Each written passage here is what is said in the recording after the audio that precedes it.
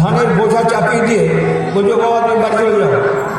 বিদ্যাসাগর বললেন, ভাবছেন কী হলো, এই তরুণ ছেলেটা সে ওটা বইবে না, বুড়ো বাবাকে দিল। বিদ্যাসাগর দৌড়ে গিয়ে বলে এই দাদা আমার বাড়ি কোথায়, বলে ওই সামনে, বলে চলো।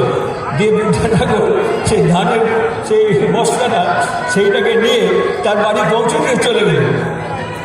হচ্ছে বিদ্যাসাগর। বিদ্যাসাগরের চরিত্র পড়ে পড়ে শুধু হাসি পায় আমার, যে বিদ্যাসাগর যাচ্ছে, দেখছেন একটা বাড়িতে খুব ঝড়েঝাড়ি হচ্ছে, তখন বিদ্যাসাগর দৌড়ে সেই বাড়িতে চলে গেল। চেনে না, তারাও চেনে না বিদ্যাসাগর।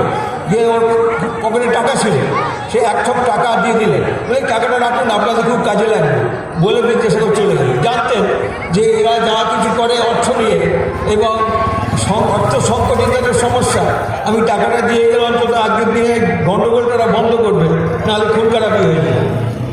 আবার আরেকটা ঘটনা যেটা আপনার সকলে জানে, যে কারমান্ডারের স্টেশনে নেমে